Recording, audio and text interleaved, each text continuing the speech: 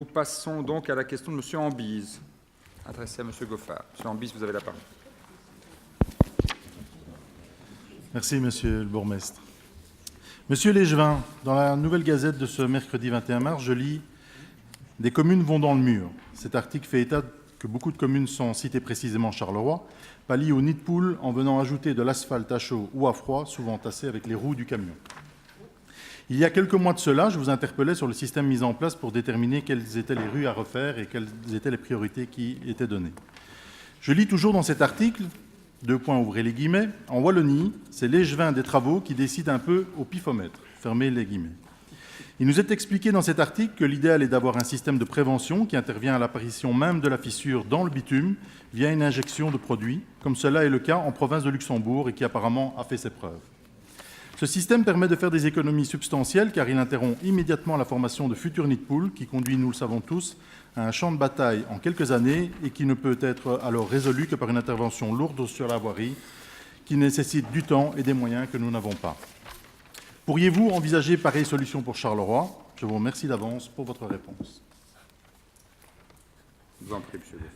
Je vous remercie. Monsieur le conseiller, peut-être qu'en Wallonie, la situation, certains échevins des travaux réagissent au pifomètre. Je sais que ce ne soit pas le cas à Charleroi. En tout cas, peut-être que mon pifomètre, c'est la commission numéro 10, où le conseiller Ambise me parle des nids de poules de Jumet, le conseiller Premont de ceux de Gilly, le conseiller Meisman de ceux de Marchienne, et ainsi de suite. Oui, Elio Pollini n'était pas là, sinon on aurait fait un spécialement sur Marchienne. Non, donc évidemment, ce n'est pas du tout le cas et j'ai eu à beaucoup d'occasions la possibilité de vous expliquer comment le service de la voirie établissait les priorités en termes de travaux routiers avec l'application de toute une série de critères objectivés et la collaboration d'une série d'autres intervenants tels que la police, les services de secours, les transports en commun, etc. La méthodologie accompagnée de la mise en application des marchés stocks depuis 2014 a permis des résultats qui ont été évoqués tout à l'heure, au niveau non seulement du nombre de voiries refaites, mais aussi au niveau de la qualité des travaux. En effet, on évite désormais de réaliser des réparations superficielles, un enduisage, comme ça avait été le cas en fin de mandature précédente, où on avait eu un enduisage qui avait rempli tous nos filets d'eau de gravier. Quand des travaux plus importants sont nécessaires. Autrement dit, on évite de mettre des emplâtres sur des jambes de bois et c'est précisément cela qui est reproché par la Fédération des entrepreneurs de voirie dans l'article que vous citez, tout comme bien entendu le manque général de moyens alloués aux travaux d'entretien du réseau routier. Tant au niveau de la qualité que du volume d'investissement, la démonstration est faite que la ville de Charleroi a largement redressé la barre puisque sur tout le long de mandature, ce seront plus de 300, monsieur le bourgmestre était même encore plus ambitieux en disant peut-être 350 rues qui auront été rénovées de manière qualitative. En ce qui concerne la réparation des excavations, notons tout d'abord que l'état général du réseau routier s'améliorant grâce aux travaux d'infrastructure. Le nombre de plaintes enregistrées à la ville de Charleroi à cause de ces excavations est en forte baisse.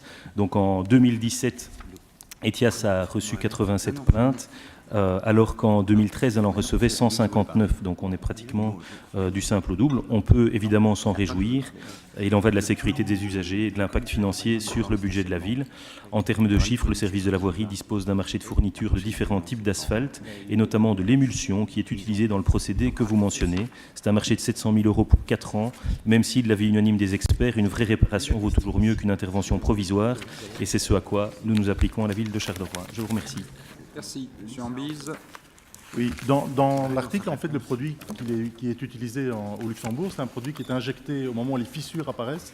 Donc c'est plutôt de la prévention. Donc l'idée, c'est d'avoir un listing des rues dans lesquelles commencent à apparaître certaines fissures, qui ne posent pas encore de problème pour la voirie en elle-même, mais qui vont poser problème aux premières gelées. Donc l'idée, c'est d'injecter ce produit dans les fissures pour permettre d'éviter l'eau de s'infiltrer et d'éviter que les nids de poules n'apparaissent plus tard. Donc c'est plutôt de la prévention, en fait.